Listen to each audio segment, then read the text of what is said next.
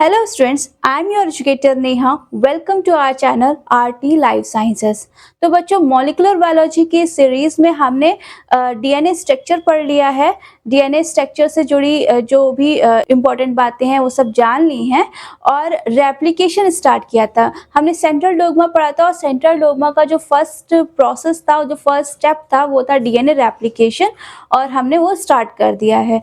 DNA replication में भी हमने डीएनए रेप्लिकेशन की जो फंडामेंटल प्रॉपर्टीज़ हैं वो भी हमने अपने प्रीवियस लेक्चर्स में कवर कर ली हैं और लास्ट लेक्चर में हमने डीएनए रेप्लिकेशन में जो एंजाइम्स और प्रोटीन्स यूज्ड होने हैं उनके बारे में भी पढ़ना शुरू कर दिया है। तो आज के लेक्चर में हम जो कुछ इम्पॉर्टेंट एंजाइम्स जो लास्ट लेक्चर में कवर नहीं हो पाए थे, आज हम उन एंजाइम्स को और उन प्रोटीन्स को कवर करेंगे जो हमारे डीएनए रेप्लिकेशन के प्रोसेस में यूज होती हैं। ओके, तो हम आज का लेक्चर शुरू करते हैं। आज का लेक्चर शुरू करने से पहले मैं उन बच्चों को जो आज पहली बार इस लेक्चर को देख रहे हैं उन्हें मैं ये सजेस्ट करना चाहती हूँ कि आज लेक्चर शुरू करने से पहले आप हमारे प्रीवियस लेक्चर्स को ज़रूर देखें। अदरवाइज़ ये होगा ना कि अगर आपने प्रीवियस लेक्चर्स नहीं देखे होंगे तो आपको ये लेक्चर हो सकता है उतना समझ में ना आए, क्योंकि अगर हम डीएनए रेप्लिकेशन पढ़ना चाहते हैं तो हमें डीएनए के बारे में भी पता होना चाहिए और डीएनए के बारे में पता होने का मतलब होता है उसका केमिकल स्ट्रक्चर, उसका जो फॉर्मेशन होता है, न्यूक्लियोटाइड न्यूक्लियोसाइड्स कैसे बनते हैं, इन सब के बारे में जानना चाहिए। डीएनए रेप्लिकेशन से जुड़ी जो फंडामेंटल प्रॉपर्टीज़ है उन्हें भी जानना चाहिए।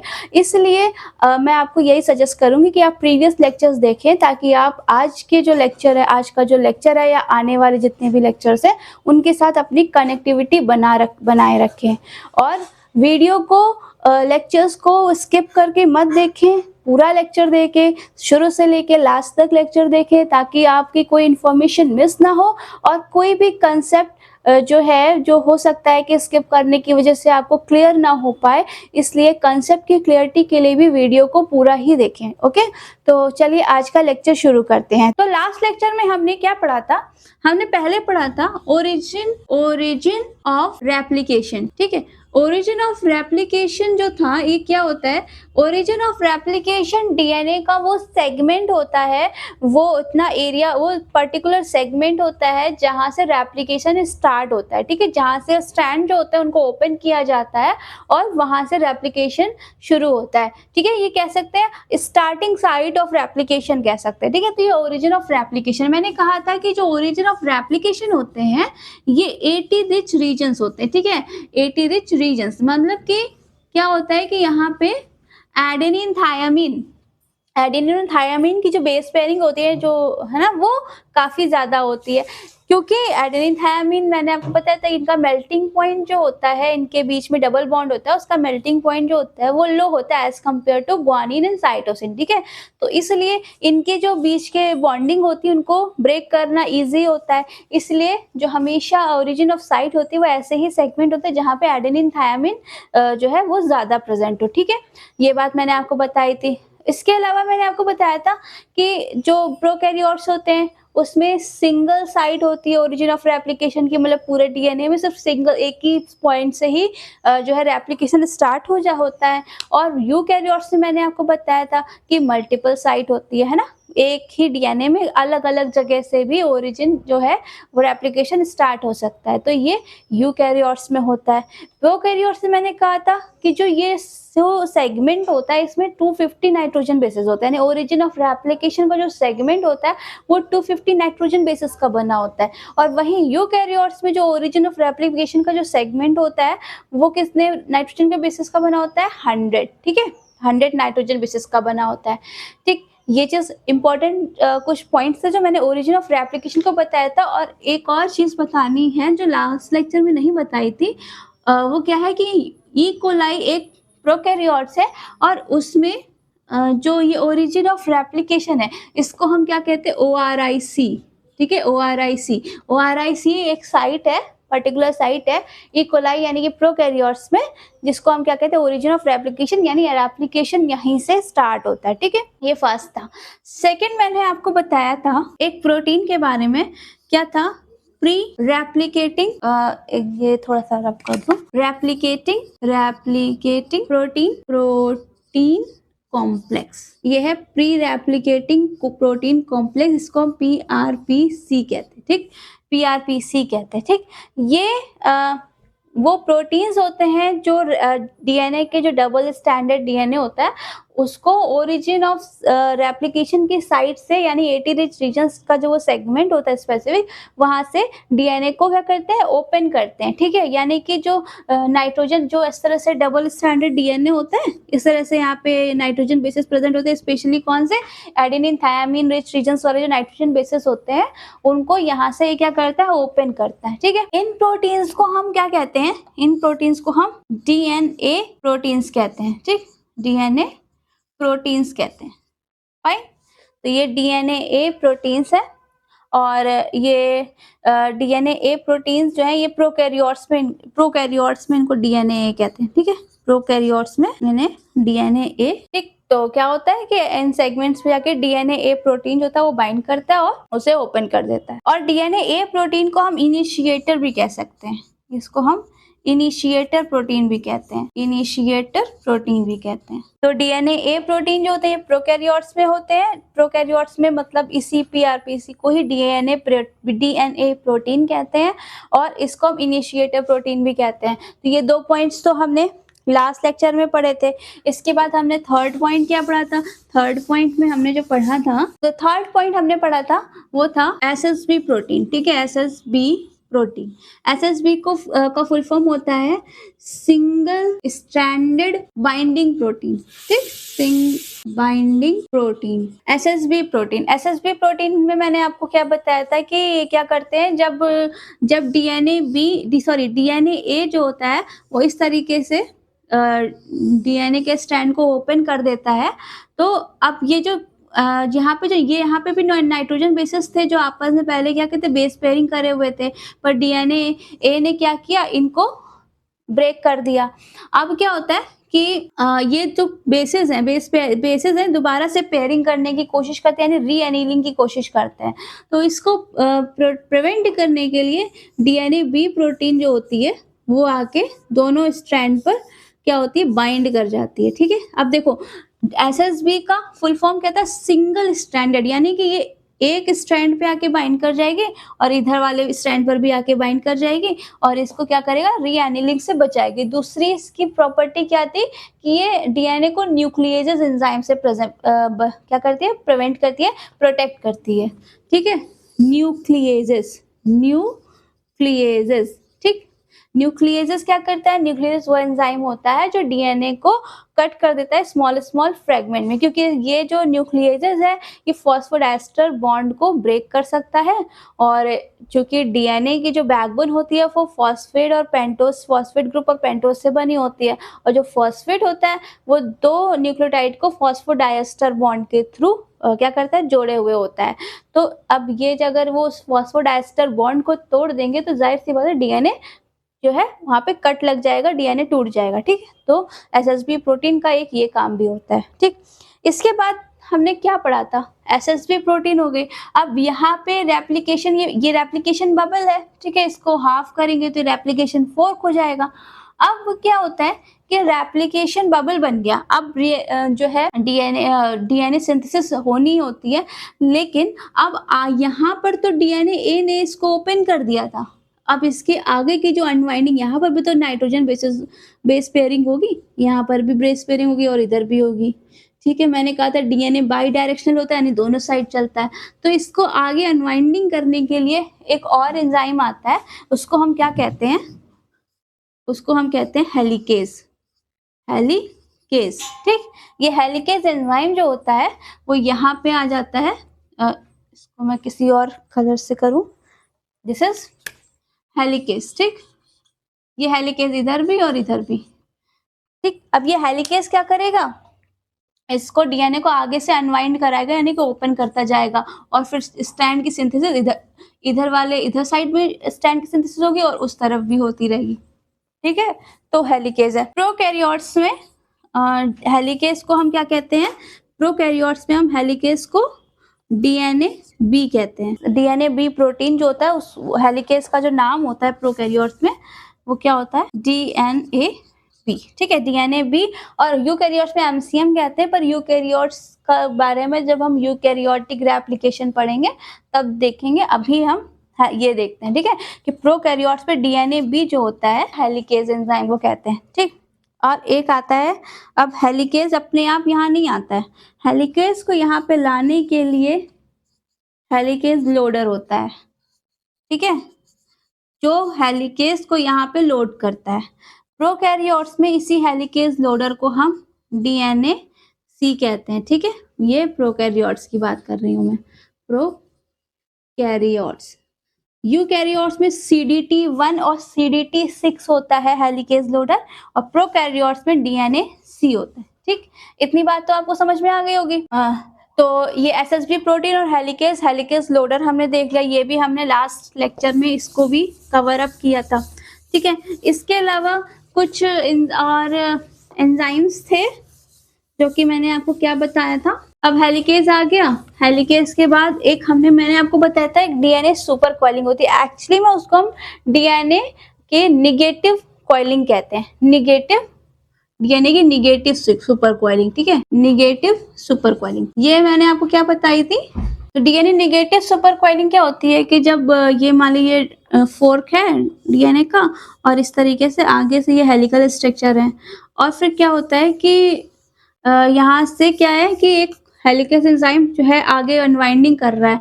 जैसे ही अनवाइंडिंग करता है तो यहाँ जो पीछे साइड में जो हेलिकल स्ट्रक्चर होता है, यहाँ के जो हेलिक्स होते हैं और ज़्यादा टाइट होने और पास और टाइट होने लगते हैं, जिसकी वजह से क्या होता है एक यहाँ पे निगेटिव सुपर कॉइलिंग होने लगती है। और इसकी वजह से क्या होता है कि हेलिकेज को डीएनए को अनवाइंड करने में क्या होता है प्रॉब्लम आने लगती है। तो इसको सॉर्ट आउट करने के लिए जो एंजाइम यूज होता है वो क्या होता है टोपो आइसोमेरेज, ठीक है। टोपो आइसोमेरेज मैंने आपको बताया था, टोपो आइसोमेरेज जो एंजाइम होता है वो एक्चुअली इसके दो डोमेन होते हैं, एक डोमेन 1 होता है और दूसरा होता है डोमेन 2, ठीक। डोमेन 1 जो होता है वो न्यूक्लियस की एक्टिविटी कराता है, ठीक है, न्यूक्लियस वाली एक्टिविटी होती है, और डोमेन 2 में लाइगेज की एक्टिविटी होती है, लाइगेज, ठीक। न्यूक्लियस वाले से ये क्या करता है डोमेन 1 से इस जो टाइट कॉइलिंग होती है निगेटिव डीएनए की निगेटिव सुपर कॉइलिंग होती है, इसको छोटे छोटे फ्रैगमेंट्स में तोड़ देता है, ठीक है, मैंने बताया था। तो ये छोटे छोटे फ्रैगमेंट्स में इस तरह से तोड़ देता है, ठीक। और फिर लाइगेज क्या करता है इसका रीस्टिचिंग कराता है, यानी कि इसे दोबारा से जोड़ने का काम करता है। तो लाइगेज अब ये टूट चुके हैं तो टूटने के बाद क्या होता है कि जो कॉइल्स है वो सही हो जाते हैं, और फिर लाइगेज आता है और इनको ऐसे रीस्टिच कर देता है, और इस तरह से डीएनए फिर से जुड़ जाता है और जो हेलिकेज है वो अपना आगे बढ़ता जाता है। तो यहाँ तक हमने लास्ट लेक्चर देख लिया था, ठीक है। थोड़ा सा मैंने आपको रिकैप इसलिए भी करके बताया ताकि आज जो हम आगे पढ़े तो आपको थोड़ा सा कनेक्ट लगे, ठीक है, थोड़ा सा ये लगे कि हाँ जो पढ़ा है वो सीक्वेंस से पढ़ा है, ठीक। अब हम आगे पढ़ते हैं। हमारा जो नेक्स्ट एंजाइम हमें पढ़ना है वो है प्राइमेज, ठीक है, वो है प्राइमेज। प्राइमेज क्या होता है देखें, मैंने जो डीएनए पॉलीमरेज होता है, अभी मैं डीएनए पॉलीमरेज के बारे में भी आपको बताऊंगी। तो लेकिन हमने जो लास्ट प्रीवियस लेक्चर्स जो हमने पढ़े हैं उसमें हमने क्या पढ़ा था कि जो डीएनए हमेशा जो डीएनए की सिंथेसिस होती है, ठीक है, डीएनए का जो नए स्ट्रैंड बनते हैं तो वो हमेशा 5' to 3' मतलब 5' to 3' डायरेक्शन में होता है। तो जो डीएनए पॉलीमरेज होता है वो डीएनए की सिंथेसिस हमेशा 5' एंड से 3' एंड की तरफ करवाता है, और हमेशा डीएनए पॉलीमरेज को 3' पे जो फ्री OH ग्रुप है इसकी जरूरत होती है दूसरे न्यूक्लियोटाइड को जोड़ने के लिए, ठीक है। लेकिन अब आप अगर ये सोचें कि ये एक एप्लीकेशन फोर्क है, ठीक है। अब जो डीएनए पॉलीमरेज है उसको यहाँ पे न्यू स्ट्रैंड की सिंथेसिस करानी है, तो वो यहाँ पे नया स्ट्रैंड बनाएगा तो उसको एक 3OH की जरूरत पड़ेगी। लेकिन स्टार्टिंग में 3OH उसे कहाँ से मिलेगा, उसके लिए कुछ तो उसको एक सपोर्ट कोई कहीं से उसको 3 का OH तो मिलना ही चाहिए, तभी तो वो आके जोड़ेगा, यही तो उसकी रिक्वायरमेंट है। तो इसके लिए क्या होता है कि जब डीएनए पॉलीमरेज मतलब डीएनए पॉलीमरेज जब डीएनए की सिंथेसिस कराता है तो उसके पहले आरएनए का एक छोटा सा सेगमेंट, मतलब करीब 5 to 10 न्यूक्लियोटाइड का एक सेगमेंट यहाँ पे बनता है, और उसके बाद मतलब 5 to 10 का सेगमेंट बनता है जहाँ पे यहाँ पे क्या होता है 3OH एंड होता है। ठीक है, ये प्राइमेज है आरएनए, इसको हम आरएनए प्राइमर कहते हैं, आरएनए प्राइमर। ठीक है, ये आरएनए प्राइमर है। ये आके यहाँ पे एक आरएनए प्राइमर बनेगा और उस प्राइमर का जो 3OH एंड होगा, ठीक है, उसी 3OH एंड से जो डीएनए पॉलीमरेज होता है वो इसी 3OH एंड से आगे क्या करता है, डीएनए के न्यू स्ट्रैंड की सिंथेसिस करानी शुरू कर देता है।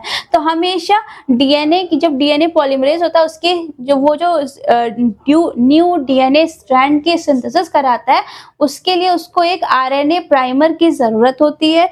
इस आरएनए प्राइमर को बनाने के लिए कौन होता है, इस आरएनए प्राइमर को प्राइमेज बनाता है। प्राइमेज एंजाइम जो होता है वो इसी आरएनए प्राइमर को क्या करता है, बनाता है। और ठीक है, और प्रोकैरियोट्स में इसको डीएनएजी कहते हैं, नहीं डीएनएजी कहते हैं। ठीक है, प्रोकैरियोट्स में इसे डीएनएजी कहते हैं, प्रोकैरियोट्स। ठीक, तो आप समझ में आया आपको प्राइमर क्या होता है। Primer is a small segment of RNA, small segment of RNA जो कि 5 to 10 क्या है, न्यूक्लियोटाइड्स के बने होते हैं, आरएनए न्यूक्लियोटाइड्स के बने होते हैं। ठीक है, समझ गए। तो ये 5 to 10 नाइट्रोजन बेसिस के बने कह सकते हैं या आरएनए न्यूक्लियोटाइड्स के बने होते हैं। ठीक है, तो ये प्राइमेज जो है वो इनको बनाता है, ये आरएनए प्राइमर होते हैं। ये क्या होते हैं, ये आरएनए प्राइमर होते हैं। अब इन प्राइमर को कौन बनाता है, प्राइमेज बनाता है। ठीक है, प्राइमेज बनाएगा और इस तरह से फिर डीएनए पॉलीमरेज आके इसी प्राइमेज के जो 3OH एंड है वहां से क्या करेगा, शुरू कर देगा डीएनए की सिंथेसिस। तो अब ये हमने प्राइमेज के बारे में पढ़ लिया। ठीक है, ये चीज आई होप आपने नोट कर ली होगी और आपको ये बात समझ में भी आ गई होगी। ठीक है, तो अब मैं इसको क्या करती हूँ, मैं रब करती हूँ और आगे बढ़ते हैं। आगे हम बढ़ते हैं डीएनए पॉलीमरेज के बारे में जानते हैं। डीएनए पॉलीमरेज को मैं शॉर्ट में इस तरह से लिख रही हूँ। ठीक, प्रोकैरियोट्स में जो डीएनए यूकैरियोट्स और प्रोकैरियोट्स दोनों में ही डीएनए पॉलीमरेज होते हैं। प्रोकैरियोट्स में इनके सब टाइप्स होते हैं, यूकैरियोट्स में भी डीएनए पॉलीमरेज के बहुत सारे टाइप्स होते हैं। तो प्रोकैरियोट्स में हम अगर बात करें तो क्या होता है, एक होता है डीएनए, मतलब वैसे तो बहुत से होते हैं, डीएनए पॉलीमरेज 1, ठीक, डीएनए पॉलीमरेज 3, ठीक, डीएनए पॉलीमरेज 1, डीएनए पॉलीमरेज 3, इसके अलावा 2 भी होता है, 4 भी होता है, 5 भी होता है, पर डीएनए पॉलीमरेज 2 है ना, 4, 5 इनका इतना यूज नहीं है, तो इनके बारे में रहने देते हैं। मेन जो दो हमें डीएनए पॉलीमरेज के बारे में जानना है, जो दो इंपॉर्टेंट डीएनए पॉलीमरेज होते हैं वो पॉलीमरेज 1 होता है और पॉलीमरेज 2 होता है। ठीक है, हम पहले तो बात करते हैं डीएनए पॉलीमरेज 3 की। ठीक है, ये जो डीएनए पॉलीमरेज 3 होता है यही डीएनए की सिंथेसिस कराता है, यही वो मेन एंजाइम होता है जो क्या करता है, न्यूक्लियोटाइड को जोड़कर डीएनए स्ट्रैंड की सिंथेसिस कराता है। किस पे, उस डीएनए के टेम्पलेट स्ट्रैंड पे। ठीक है, मतलब डीएनए की जो नए स्ट्रैंड की रेप्लिकेशन के टाइम पर यही उसकी सिंथेसिस कराता है। अब हम पहले इसी डीएनए पॉलीमरेज 3 को पढ़ते हैं। ठीक, डीएनए पॉलीमरेज 3 को हम पढ़ते हैं। ये ले रहा डीएनए पॉलीमरेज 3, डीएनए पॉलीमरेज 3, इसको हम क्या कहते हैं, डीएनए डिपेंडेंट डीएनए पॉलीमरेज 3। ठीक है, डीएनए डिपेंडेंट डीएनए पॉलीमरेज 3 क्यों कह रही हूँ, क्योंकि आपको भी पता है कि जो ये मान लीजिए ये पेरेंटल स्ट्रैंड है, पेरेंटल स्ट्रैंड के बारे में मैंने आपको बताया था, पेरेंटल स्ट्रैंड न्यू स्ट्रैंड ये बताया था क्या होता है। ठीक है, पेरेंटल स्ट्रैंड है। अब ये पेरेंटल स्ट्रैंड से ही क्या होता है, नए स्ट्रैंड इस पर बनने होते हैं।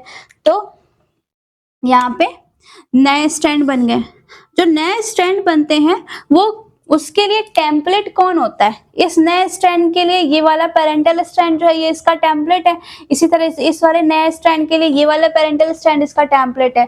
क्योंकि जो डीएनए नए स्ट्रैंड बन रहे हैं, जो डीएनए पॉलीमरेज 3 जिन नए स्ट्रैंड को बना रहा है वो उसकी टेम्पलेट क्या है? उसकी टेम्पलेट भी क्या है? डीएनए है। ठीक है, तो ये क्या है? जो नया स्ट्रैंड बन रहा है वो डिपेंड है किस पे? पेरेंटल डीएनए पे। ठीक है, इसीलिए हम इसे कहते हैं डीएनए डिपेंडेंट, मतलब डीएनए पे डिपेंडेंट जो डीएनए पॉलीमरेज 3 है वो ये है। ठीक है, ये बात समझ में आई होगी। जो डीएनए पॉलीमरेज होता है, पॉलीमरेज 3 होता है, ये क्या करता है हमेशा?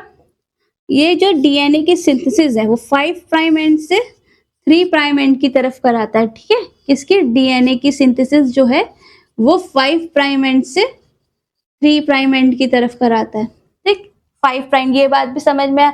और जिनको इस बात को समझने से थोड़ी प्रॉब्लम है तो वो हमारे प्रीवियस लेक्चर में देखे जाके, जहां हमने डीएनए की फंडामेंटल प्रॉपर्टीज को डिस्कस किया था, वहां मैंने इसको प्रॉपर स्ट्रक्चर बना के इसको बहुत अच्छे से समझाया है।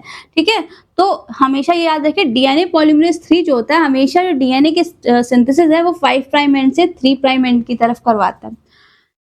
और इसको हमेशा 3 प्राइम के OH ग्रुप की जरूरत पड़ती है न्यूक्लियोटाइड को जोड़ने के लिए।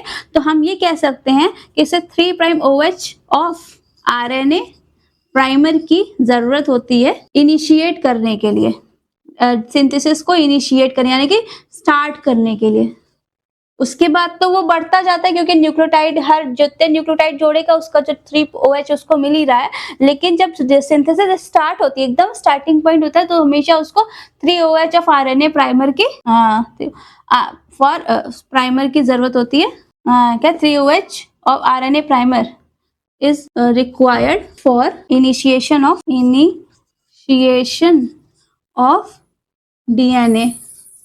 ठीक है, डीएनए। ठीक है, ये बात समझ में आ गई। अब इस डीएनए पॉलीमरेज की एक और इम्पोर्टेंट प्रॉपर्टी होती है एक्सोन्यूक्लियस या प्रूफ रीडिंग की। ठीक है, इसको हम क्या कहते हैं? Proof reading. Proof reading, proof reading की जो इसकी प्रॉपर्टी होती है वो हमेशा 3 प्राइम एंड से 5 प्राइम एंड की तरफ होती है। अभी मैं बता रही हूँ कैसे। और इस प्रूफ रीडिंग को हम एक्सोन्यूक्लियस एक्टिविटी भी कहते हैं, एक्सोन्यूक्लियस एक्टिविटी भी कहते हैं। कैसे? अब मान लें कि ये एक पेरेंटल स्ट्रैंड था। ठीक, पेरेंटल स्ट्रैंड है, हम इसको 3 प्राइम टू 5 प्राइम, ये क्या? ये पेरेंटल है, पी से पेरेंटल स्ट्रैंड बन रहा है। ठीक, अब क्या हुआ कि सबसे पहले तो डीएनए पॉलीमरेज की जो रिक्वायरमेंट थी कि उसको 3 OH चाहिए होता है आरएनए प्राइमर का। तो यहाँ पे 3 OH चाहिए होता है, ये आरएनए प्राइमर है। ठीक है, प्राइमर है, ताकि वो यहाँ से ये 5 प्राइम है ना, ये अगर ये 5 प्राइम है तो यहाँ पे 3 होगा। ठीक है, तो उसको एक आरएनए प्राइमर चाहिए था, यहाँ पे 3 OH एंड फ्री प्रेजेंट होगा। ठीक, अब ये आरएनए प्राइमर मिल गया तो अब क्या करेगा डीएनए पॉलीमरेज? इसी जो आरएनए प्राइमर का जो 3 OH है यहाँ से न्यू स्ट्रैंड की सिंथेसिस कराएगा।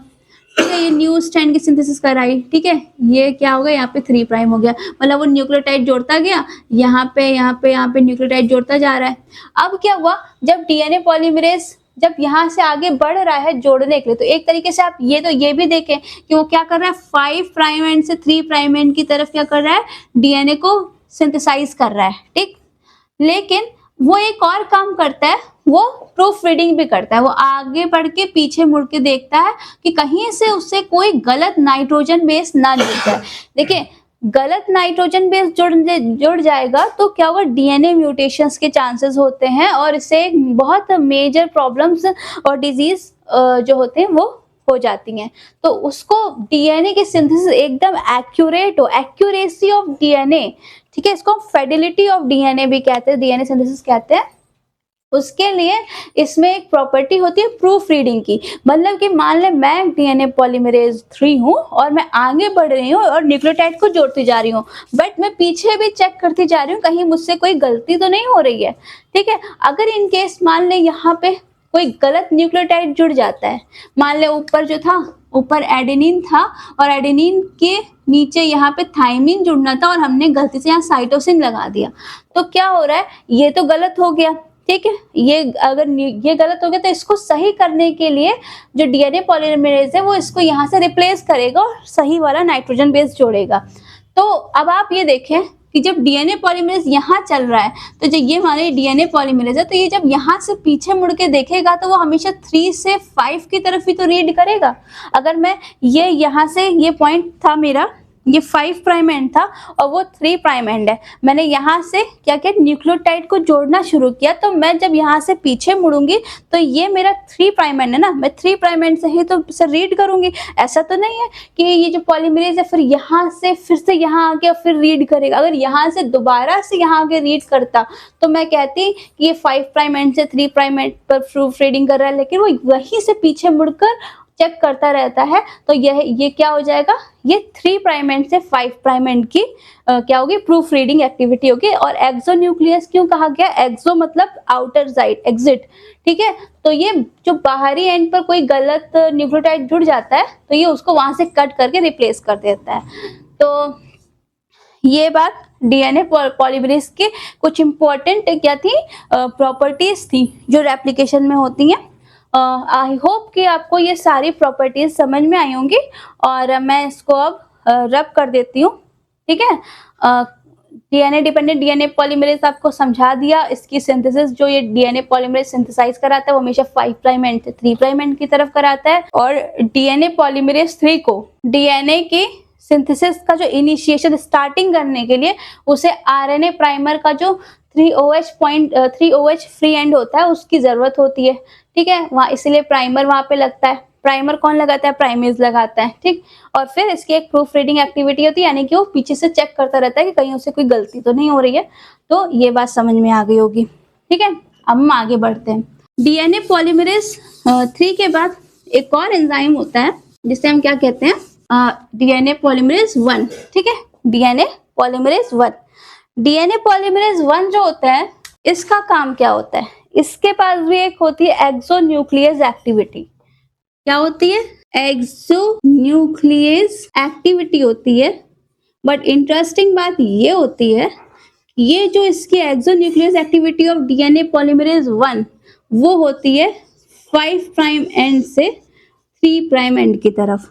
जबकि हमने डीएनए पॉलीमरेज 3 में क्या पढ़ा था, जो हमने डीएनए पॉलीमरेज 3 पढ़ा था अभी, तो उसमें हमने क्या पढ़ा था कि जो डीएनए पॉलीमरेज 3 होता है उसमें जो एक्सोन्यूक्लियस एक्टिविटी होती है वो 3 प्राइम एंड से 5 प्राइम एंड की तरफ होती है। तो इस बात पे आप कंफ्यूज मत होना कि ऐसा क्यों हो रहा है, मैं समझाती हूँ क्यों हो रहा है, ठीक है। एक तो आप ये समझ लें कि इसकी एक्सोन्यूक्लियस एक्टिविटी होती है 5 प्राइम एंड से 3 प्राइम एंड की तरफ। दूसरा इसका काम क्या होता है, जो आरएनए प्राइमर लग गया है, अब जब डीएनए बन जाएगा तो प्राइमर को तो हटाना पड़ेगा ना, वरना तो ऐसा तो नहीं है कि डीएनए के बीच में आरएनए जुड़ा हुआ हो। तो प्राइमर को क्या करता है, हटाता है। तो ये क्या करता है, प्लग आउट आरएनए प्राइमर, ठीक। अब आप ये देखिए, अब यहां से आप समझें कैसे।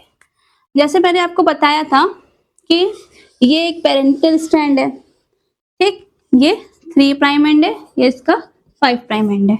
इस पर आके एक प्राइमर लगा था, ठीक, मैंने क्या लगाया था, यहाँ पे प्राइमर लगाया था 5 प्राइम एंड पे, ठीक। इसके आगे मैंने आपसे कहा था कि अब यहाँ जो प्राइमर का जो 3OH है, ये 5 प्राइम है तो यहाँ 3 प्राइम होगा। तो यहाँ जो 3 प्राइम OH ग्रुप है, यहाँ से क्या करेगा, डीएनए पॉलीमरेज 3 क्या करेगा, यहाँ से न्यू स्ट्रैंड की सिंथेसिस करा देगा, ठीक, न्यू स्ट्रैंड की सिंथेसिस कराएगा।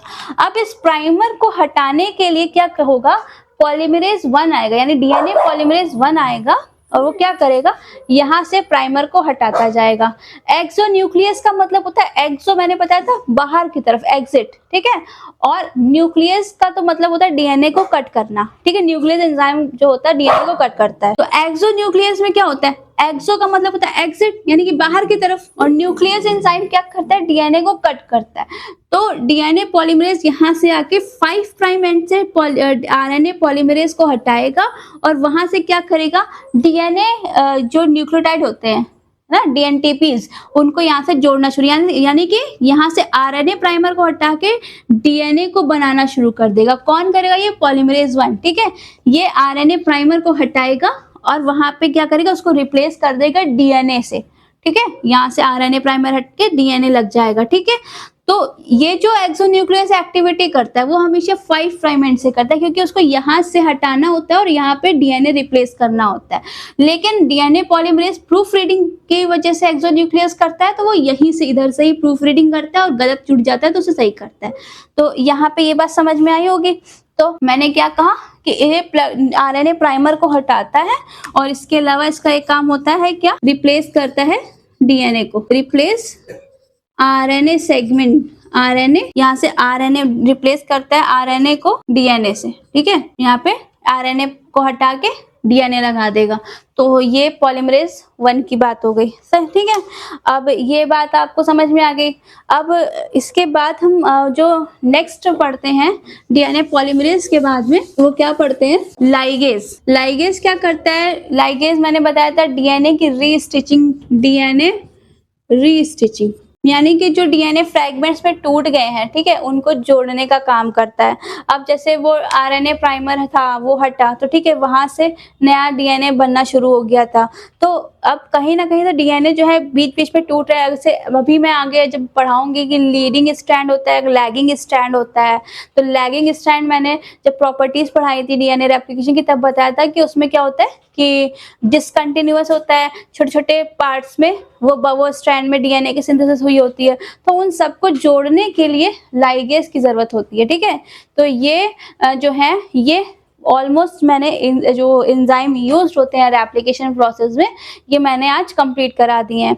अब इसके आगे हम रेप्लिकेशन इन प्रोकैरियोट्स पढ़ेंगे, ठीक है, प्रोकैरियोटिक रेप्लिकेशन पढ़ेंगे। तो अभी तक आप ये सारे एंजाइम्स और जितना भी मैंने पढ़ाया है उन सबको पूरा रिवाइज करें और अच्छे से उसको समझ लें, ठीक है। और कोई प्रॉब्लम हो, कोई डाउट हो तो आप कमेंट सेक्शन पे ज़रूर बताएं। और तब तक के लिए आप इस लेक्चर को, इस वीडियो को लाइक करें, शेयर करें, सब्सक्राइब करें, सपोर्ट करें। और कोई और भी बात हो, कोई और प्रॉब्लम हो, कोई और डिस्कशन करना हो, कुछ भी है, तो आप हमारी मेल भी यूज़ कर सकते हैं। हमारी मेल ID स्क्रीन पर शो हो रही होगी, ठीक है। तो तब तक के लिए थैंक यू।